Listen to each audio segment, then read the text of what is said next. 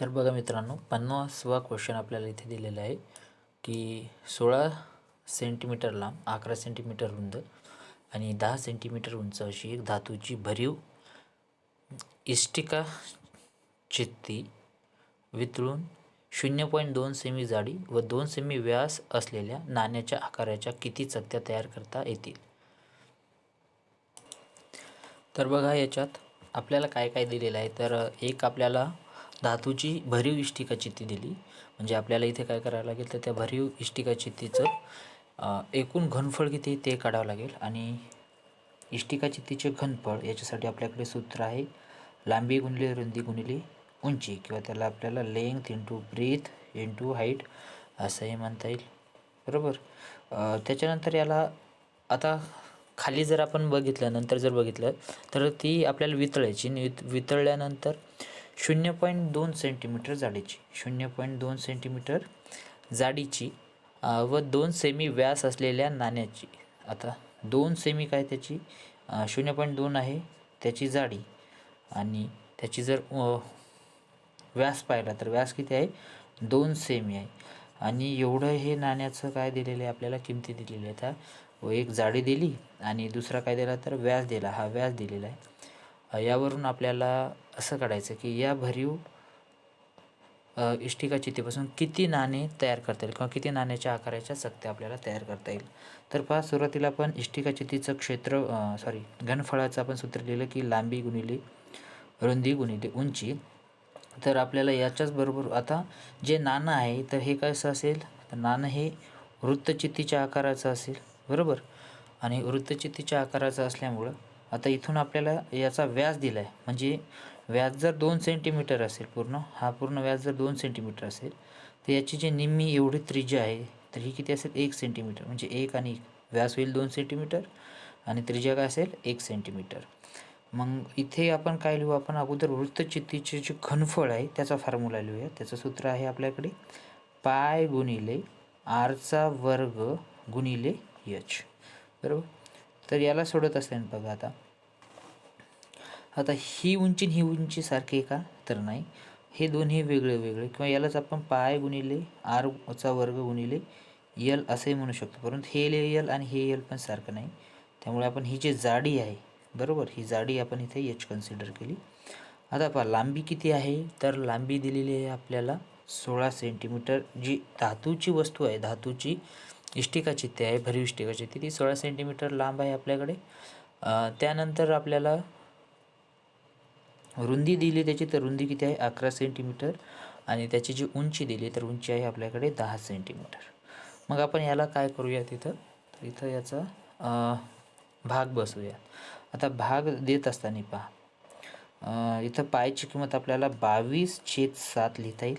आता आरचा वर्ग म्हणजेच, आता आरची किंमत आपल्याला 1 मिळाली आहे, 1चा वर्ग गुणिले एचची जी किंमत आहे, इथलची ही जी जाडी आहे, तर ही किती आहे 0.2 सेमी आहे. किती आहे 0.2 सेमी. मग ही लिहिलं मी इथं 0.2 सेमी, बरोबर. त्यानंतर याला सोडूयात. सोडत असताना बघा, इथं काही संख्याचं काय होईल, इथं भाग देतील आपल्याला 11×1 = 11 आणि 11×2 = 22. त्यानंतर 2×8 = 16, बरोबर. 2×8 = 16. तर आपल्याकडे बघा काय येईल, हे 8 गुणिले 10 वरती राहतील, खाली बघा. आता हे 7 इथं कशात अंशात आहेत, छेदात येतं, वरती इकडे काय होतील छेदात जातील. 1चा वर्ग किती येईल, 1च येईल, आणि 0.2 म्हणजेच किती येईल तर 2/10. आता याला पुन्हा सोडूयात आपण. तर हे 8 गुणिले 10 गुणिले 7, आणि हे जे 10 काय येतं इथं, हे 10 आहेत आपले छेदात, वरती काय गेल्यावर कशा जातील अंशात, म्हणून इथं गुणिले 10 छेदिले 1 गुणिले 2 म्हणजेच 2. आता पहा इथे पुन्हा आपल्या भाग देतात 2×5 = 10. तर पहा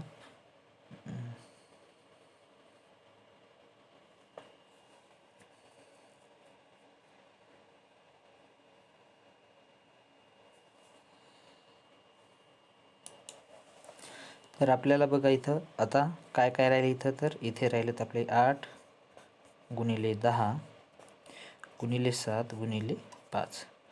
तर 8 10 80, 7 5 35. याला जर सोडवलं तर 8 5 40, हातचे 4, 8 त्रिक 24, 24 आणि 4 म्हणजे 28. तर 2800 हे काय असायला पाहिजेत उत्तर. म्हणजे 2800 आपण त्या याच्यापासून सत्य बनवू शकतो. इथं आपण सूत्र कशाचं वापरलं, सुरुवातीला वापरलं बघा, इष्टिका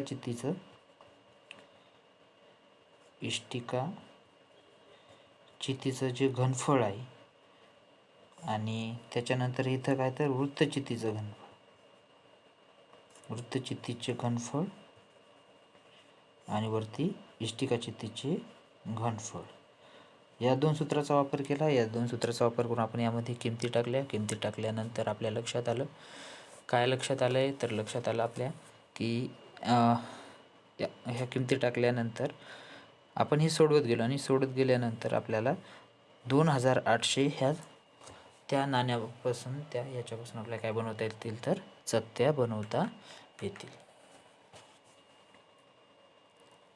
म्हणजे या 50व्या प्रश्नाचा जो योग्य पर्याय असेल तर हा कितवा असेल, हा चौथा पर्याय आहे असं आपल्याला म्हणायला काय हरकत नाही.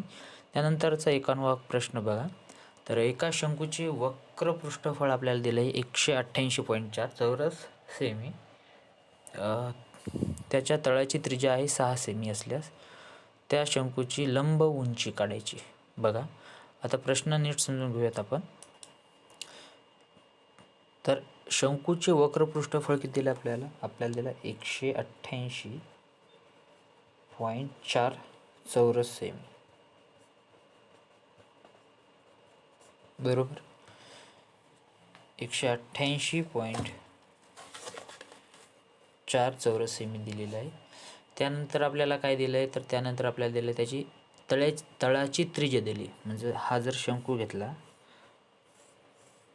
तर हे वक्र पृष्ठफळ झालं आणि तळाची जी त्रिज्या आहे तर ती त्रिज्या आपल्याला किती दिलेली आहे, त्रिज्या दिली आपल्याला 6 सेमी. त्रिज्या दिली 6 सेमी आणि वक्र पृष्ठफळ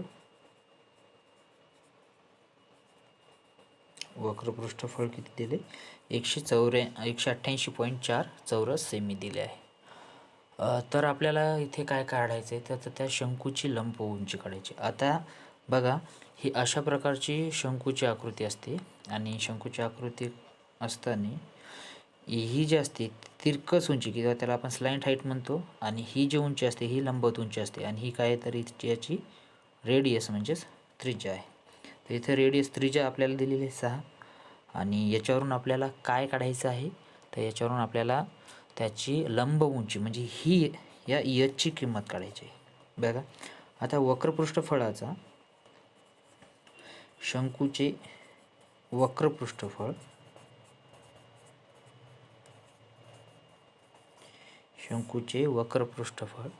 बरोबर आपल्याकडे फॉर्म्युला आहे पाय गुणिले आर गुणिले यल.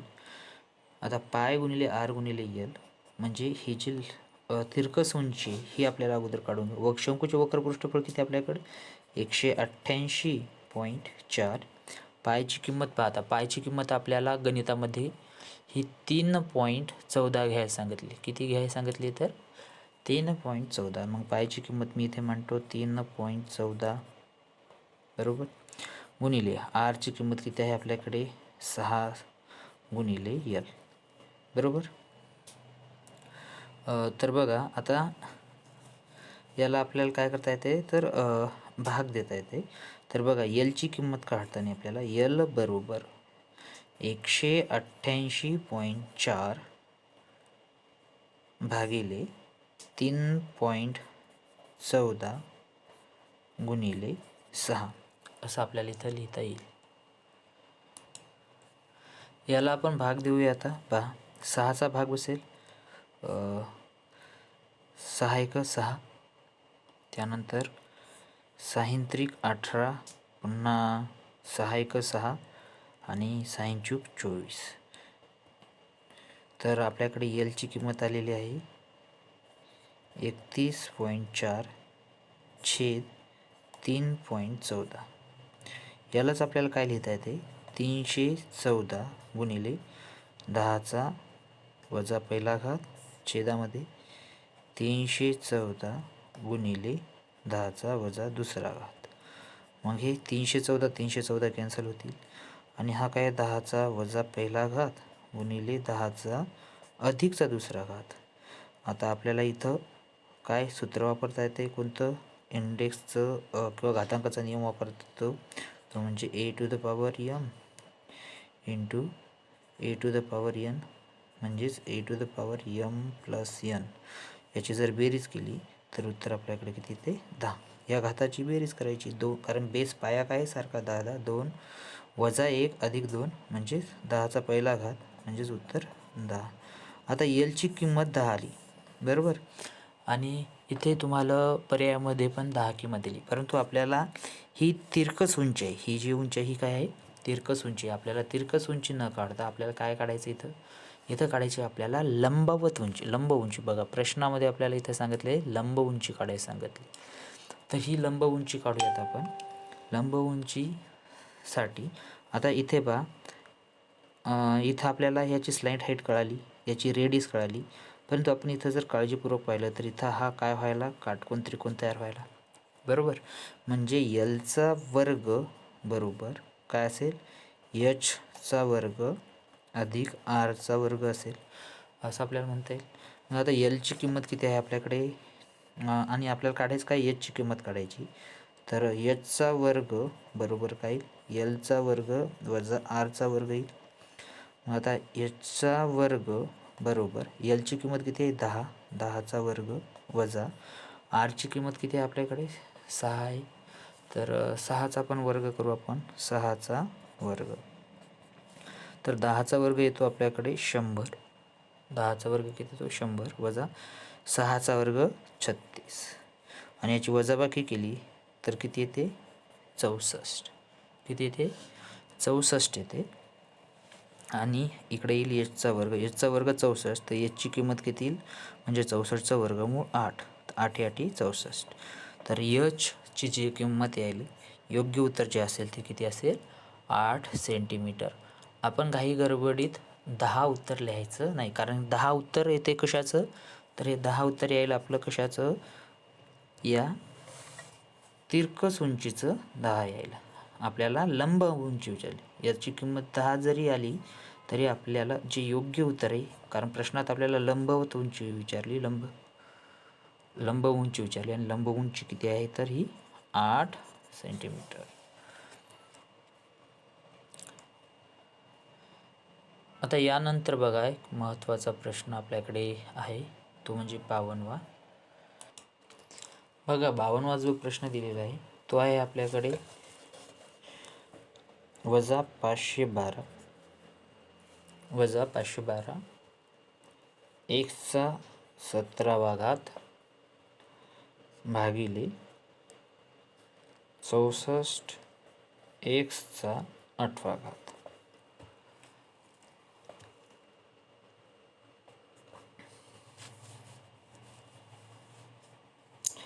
तर 512 म्हणजे काय, तर 512 म्हणजे 8चा घन येतो बघा, काय तो 8चा घन, आणि इकडे एक्सचा 17वा घात भागिले इथं काय येईल 64 म्हणजे 8चा वर्ग, एक्सचा कितवा घात, तर 8वा घात.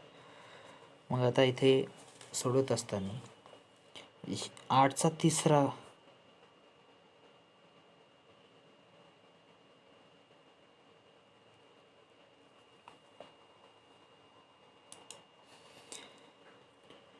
आठचा तिसरा घात येतो, आणि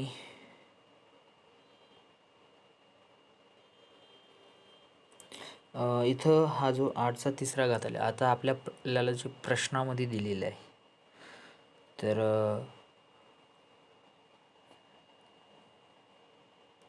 आता आपण याला काय लिहू शकतो बघा, वजा 8चा तिसरा घात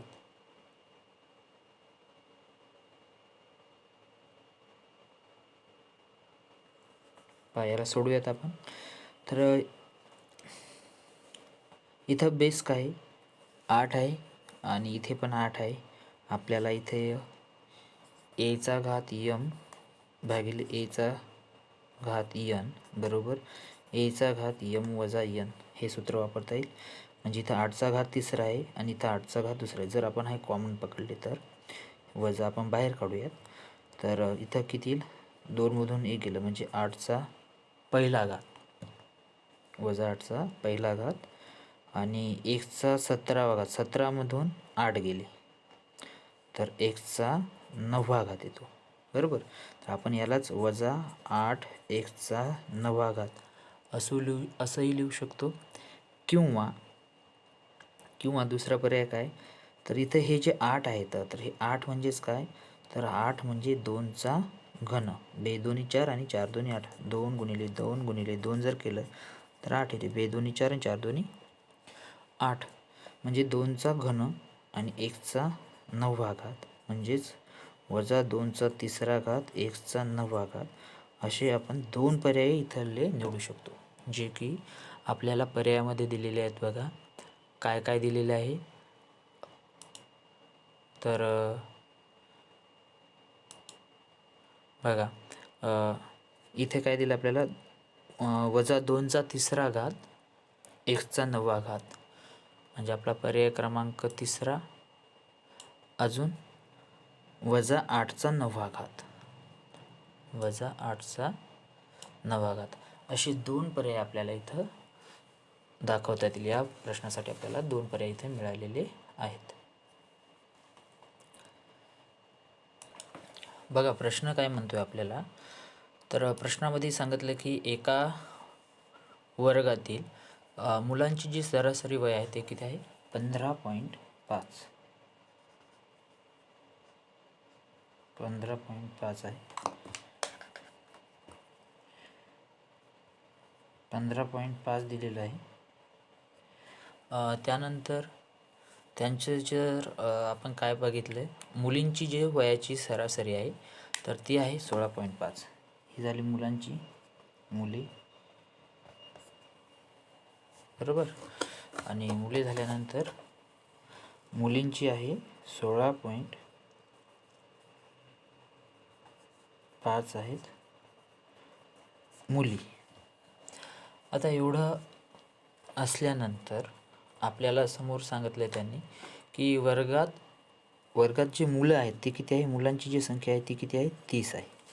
मुलांची जी संख्या आहे किती आहे, तर 30.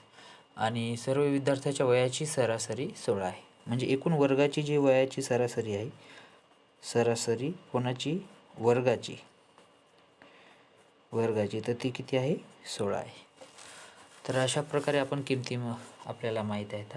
आपल्याला काढायचं आहे काय, तर त्या वर्गात किती मुली आहेत, मुलींची संख्या काढायची आहे. बघा आता आपल्याला माहीत आहे की इथे येऊन जर आपल्याला मुलांची वयाची बेरीज काढायची असेल तर एकूण मुलं आणि मुलांची सरासरी यांचा गुणाकार केला की आपल्याला काय भेटेल, बेरीज भेटेल बरोबर. कारण आपण सरासरीचं काय असते, तर सरासरी बरोबर एकूण प्राप्तांकांची बेरीज भागिले एकूण प्राप्तांक आणि बरोबर काय ते आपली सरासरी येते.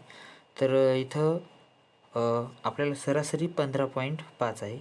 तर मुलांची वयांची जी बेरीज येईल तर ती किती येईल, तर 15.5 गुणिले 30 करावं लागेल. तर आपल्याकडे किती येईल, 5 त्रिक 15, 5 चला 1 5 त्रिक 15 आणि 16 येशील 6 चला 1 3 1 3 3 आणि 4. आता पहा इथं 0 दशांश चिन्ह द्यायची गरज नाही, त्याच्यामुळे 465 ही काय येईल, जे मुले आहेत तर मुलांच्या वयाची बेरीज ही 465 वर्ष किंवा 465 येईल असं आपल्याला म्हणता येईल. त्यानंतर काय, तर बघा आता आपल्याला काय काढायची, एकूण सरासरी आपल्याकडे किती आहे, एकूण सरासरी आहे 16. मुलांच्या वयाची जर बेरीज पाहिली आपण तर आपल्याकडं 465 आली, किंवा त्याला आपण या स्वरूपात लिहू शकतो 15.5 गुणिले 30 बरोबर. इथं मुलींची जी संख्या आपण इथे x मानूयात. तर अधिक आता मुलींचं वय किती आहे, तर मुलींची संख्या आपल्याला माहीत नाही, पण मुलीची जी सरासरी ती माहिती आहे. तर ती आपण लिहून इथं 16.5 गुणिले एकूण मुली किती मानले आपण, तर इथे x मानले आता. बरोबर. आता पहा एकूण विद्यार्थी संख्या किती, तर मुलं ऑलरेडी आपल्याकडे किती आहेत, 30. किती आहेत, 30. आणि मुली किती आहेत, तर x आपण मानलेले आहेत. बरोबर. तर आता पहा हे आपण कशी मांडणी केली, तर 15.5 झाली मुलांचे वयाची सरासरी गुणिले एकूण मुले, म्हणजे ही झाली एकूण मुलांच्या वयाची बेरीज. आणि 16.5 काय इथं मुली आणि x काय तर मुलीची संख्या आपण मानलेली. तर ही जे आहे तर ही काय झाली, एकूण मुलींची वयाची बेरीज. बरोबर. आणि मुलांच्या वयाची बेरीज अधिक मुलींच्या वयाची बेरीज म्हणजे एकूण वर्गाच्या वयाची बेरीज ही पूर्ण झाली. आणि त्याला भाग कशाने दिला, तर एकूण मुलांची संख्या अधिक मुलींची संख्या म्हणजे एकूण विद्यार्थी संख्या. आलं लक्षात. तेव्हा आपल्याकडलं हे 16 सरासरी म्हणजे एकूण वर्गाची सरासरी काढता येईल, जी आपल्याला 16 मिळाली, जी आपल्याला प्रश्नात दिली. बघा मग आता आपण याला सोडूयात. तर आताच आपण इथं काढले की याचं जे उत्तर येते कशाचं, तर 15.5 गुणिले 30 हे किती येते, 465.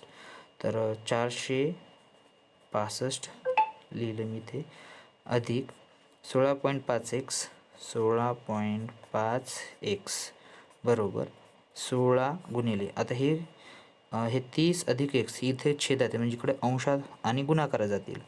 तर 30 अधिक x. आता पहा हे याला सोडून घेऊयात, तर काय येईल, 16 48 480 येईल अधिक 16 गुणिले x म्हणजे 16x 465 अधिक 16.5x. आता एवढं सोडून झाल्यानंतर आपल्याला ज्या सारखे टर्म आहेत ते एक साईड घेऊयात. तर इथे आहे 16.5x वजा 16x कुठे लिहिले, तर इथलचे आले 16x बरोबर 480 वजा 465 इकडे गेल्यावर वजा होतील, तर 465. 16.5x बरोबर 16x म्हणजे काय राहील, तर इथं राहील 0.5x बरोबर. आता याच्यातून वजाबाकी करूयात आपण. 0मधून म्हणजे 10तून 5 गेले 5, 7मधून 6 गेले 1, 4मधून 4 गेला 0 बरोबर. आता बघा 0.5 आपण याला 0.5ला कसं लिहिता येईल, तर 5/10 लिहिता येईल किंवा 1/2 लिहितो. बरोबर. 0.5 म्हणजेच किती, तर 5/10 गुणिले x बरोबर 15. तर x बरोबर 15 गुणिले 10/5. हे 10 इकडं वरती आले तर आणि 5 काय गेले, तर छेदामध्ये गेले. तर बघा 5 त्रिक 15 5 त्रिक 15.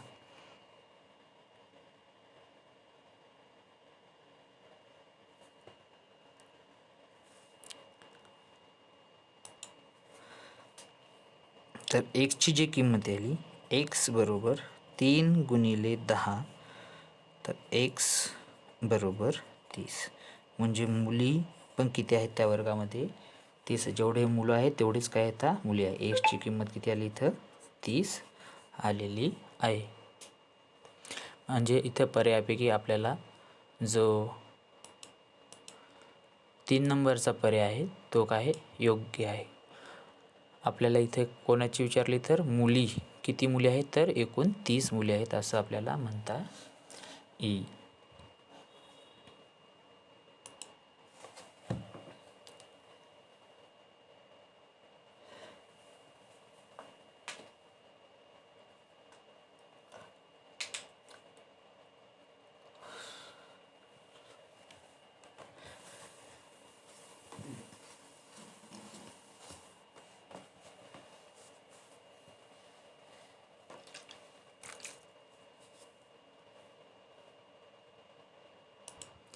बघा 55वा प्रश्न जो दिलेला आहे तर 55व्या प्रश्नामध्ये 7a अधिक 2b अधिक c, 7a अधिक 2b अधिक c, त्यानंतर याचा बेरीज व्यस्त काढायचा आहे आणि 5a अधिक 2b वजा 5c यांचा पण बेरीज व्यस्त काढायचा आणि बेरीज व्यस्ताची बेरीज काढायची. बेरीज व्यस्त ही जी कन्सेप्ट आहे तर बेरीज व्यस्त म्हणजे काय, जेव्हा एखाद्या संख्येमध्ये, बरोबर, जेव्हा एखाद्या संख्येमध्ये असा एखादा अंक मिसळवला, बरोबर, एखाद्या संख्येमध्ये एखादा असा अंक मिसळवला की ज्याची किंमत काय आली पाहिजे, 0 आली. मग मध्ये काय मिसळलं म्हणजे किंमत 0 येईल. तर मध्ये वजा 1 केले तेव्हा त्याचं उत्तर काय होईल, 0. तर याला आपण बेरीज व्यस्त असे म्हणतो. तर बघा आपल्याला आता याचा जर बेरीज व्यस्त काढायचा असेल तर 0 म्हणजे आता याला जर काढायचं असेल तर आपल्याला काय येईल, 1 मिनिट, मिसळवले असता म्हणजे इथं बेरीज येईल. तर एचा बेरीज व्यस्त काय येईल, हा वजा येईल. पहा तसंच आपल्याला इथं काय लिहिता येईल, या किमतीमध्ये म्हणजे 0 वजा 7a अधिक 2b अधिक c, म्हणजे आता इथं शून्याची काय किंमत नाही पण इथं वजामुळे काय होते, आतले पूर्ण चिन्ह बदलते. 7a वजा 7a वजा 2b वजा c हा याचा काय असेल, बेरीज व्यस्त असेल. त्याच्यानंतर आता याची पण आपल्याला काय काढायचं आहे, बेरीज व्यस्त काढायचा. तर याचा बेरीज व्यस्त काढण्यासाठी पण आपण काय करणार बघा,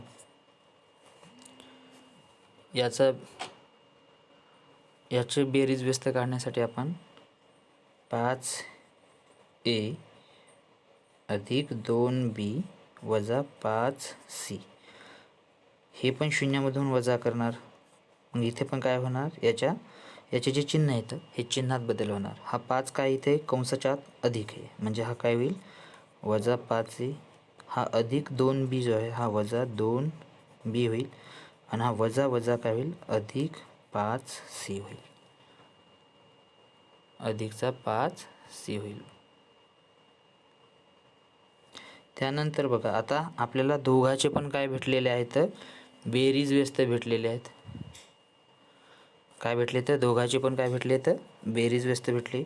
मग या दोन्ही बेरीज व्यस्ताची आपल्याला इथं काय सांगितली, बेरीज विचारली, बरोबर. मग याची आपण बेरीज करूया. वजा 7a वजा 2b वजा c अधिक वजा 5a वजा 2b अधिक 5c याची बेरीज केली तर काय येईल, आता 5मधून वजा 1 c गेला म्हणजे इथं 4c उरतील अधिकची. त्यानंतर वजा 2 आणि वजा 2 या दोघांची बेरीज म्हणजे वजा 4b येईल.